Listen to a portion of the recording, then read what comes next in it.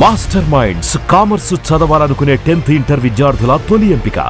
శాంతి ఒప్పందం కుదిరి 24 గంటలు గడవక ముందే ఇరాన్లో మహిళల హక్కులపై మరోసారి దాడి జరిగింది. ప్రముఖ గాయనపరుస్తూ అహ్మదీకి 74 కొరడా దెబ్బల శిక్ష విధించారన్న వార్త ప్రపంచవ్యాప్తంగా సంచలనం రేపుతోంది. ఒక యూట్యూబ్ సంగీత కార్యక్రమంలో హిజాబ్ లేకుండా పాట పాడినందుకే ఈ కఠిన చర్యలు తీసుకున్నట్లుగా ఆరోపణలు వినిపిస్తున్నాయి. ఇరాన్కు చెందిన ప్రముఖ గాయని పరస్తు అహ్మదీని కొరడాతో కొట్టాలి అని అక్కడి కోర్టు తీర్పునిచ్చింది. 2024లో తన యూట్యూబ్ ఛానల్లో నిర్వహించిన ఆన్లైన్ సంగీత కార్యక్రమంపై ఈ వివాదం ప్రారంభమైంది.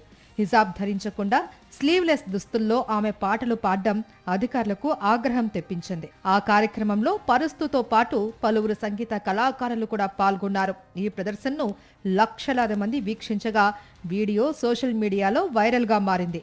అనంతరం గాయని సహా పలువురు కళాకారులను అధికారులు అదుపులోకి తీసుకుని విచారించారు. ఇప్పుడు ఖోమ్ ప్రావిన్స్ కు చెందిన కోర్టు పరస్తు అహ్మదీతో పాటు ఆమె బృందానికి 74 కొరడా దెబ్బల శిక్ష విధించినట్లు వార్తలు వస్తున్నాయి. అంతేకాదు 2 ఏళ్ల పాటు విదేశాలకు వెళ్లకుండా నిషేధం విధించినట్లు సమాచారం.